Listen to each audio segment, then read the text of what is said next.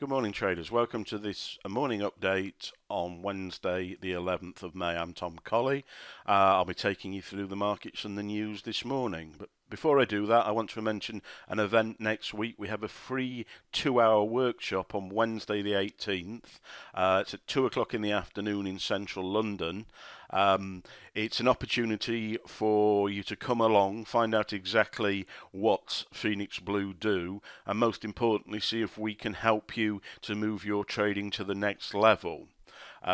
We also have a two-way thing here in that we do like to be certain that we can help you so that you're in the right place and in a position to take advantage of what we actually do.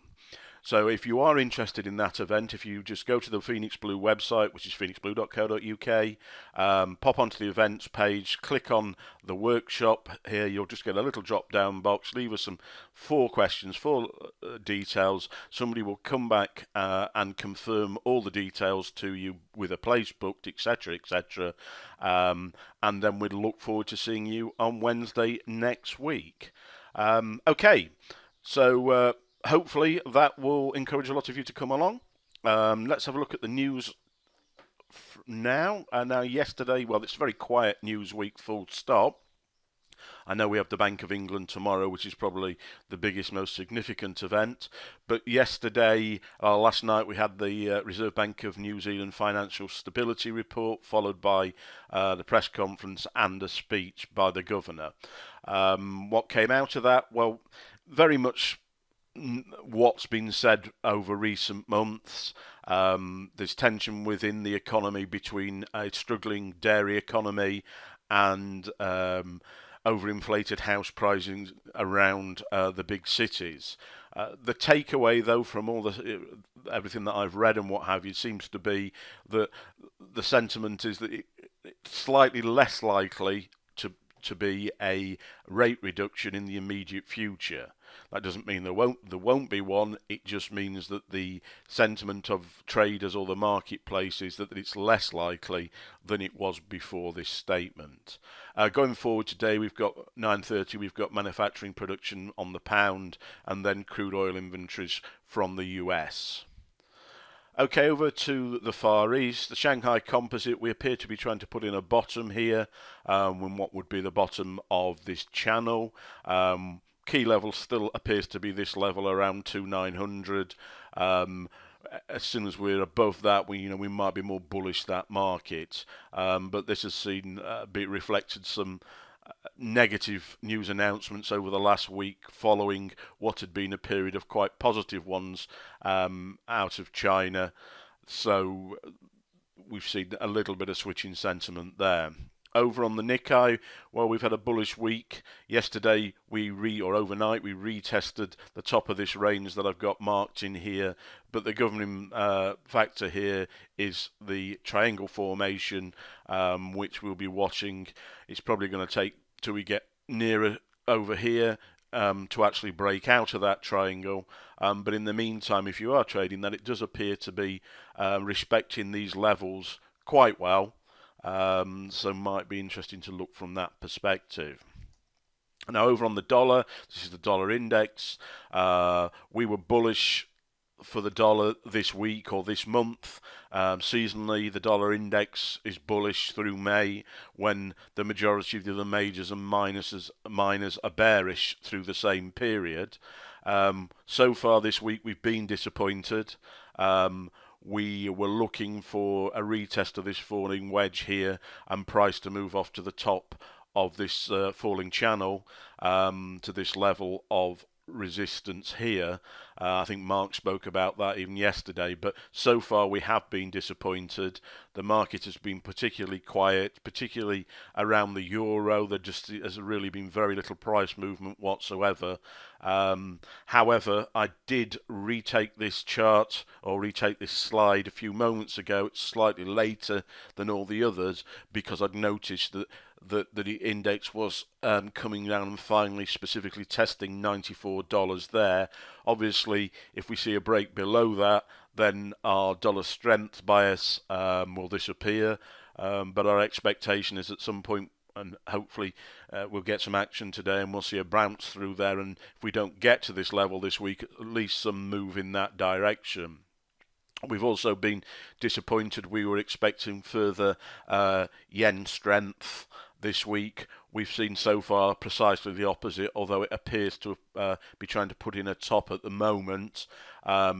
This did cost us a trade earlier in the week on Aussie yen, but we were at a reduced risk on that, but we also now our biases off. We're not taking any trades based on yen strength until we see that strength coming back into the market and potentially seeing this low being broken down there if that was to happen. Over on the S&P, last night got an entry back into the S&P. We'd been short this on Friday last week. We developed this low test or pin bar here, which is clearly bearish price action. We closed the trades we were holding at that point and took profits on Friday. We've then seen the market quite bullishly move back to this level here at around 280. Now that's an interesting level, because it is physically a level of resistance. It also has this falling range, this falling channel here at this level. The level is also replicated on the Dow, which is always a good sign, and similarly the Nasdaq is also at a significant level at the same time. So we'll be looking to see that hopefully reverse price at that point. That would potentially create the right hand shoulder for what would be a head and shoulders at the top of the market here. We'd then be looking to get in at this level here again by adding in on the retest of the neckline, but obviously we've got to see that price move down and confirm that head and shoulders in the first instance, but the potential's there, and one of the reasons why we've taken that trade at that point. Okay, over to something else that I wanted to talk about. This is soybeans, one of our commodities. I really want to talk about this from the context of a COT signal rather than anything else. Over the weekend we got a COT short signal on this market. That was reflected by price hitting a level here. The arrow is really where we're saying, right, this is the top of the market. This is where we've got a short signal from our COT analysis. However, that signal has been what's technically called ignored. Okay, so yesterday afternoon we had this huge price bar come through here and take out the level that had been signalled as a short by the COT commercials. However, not wanting to waste this signal, what actually this now means is if a COT signal is ignored, it means that we need to switch our bias, and rather than being short this market, we will in the shorter term be bullish this market, and are therefore looking for price to potentially retest this level and continue long.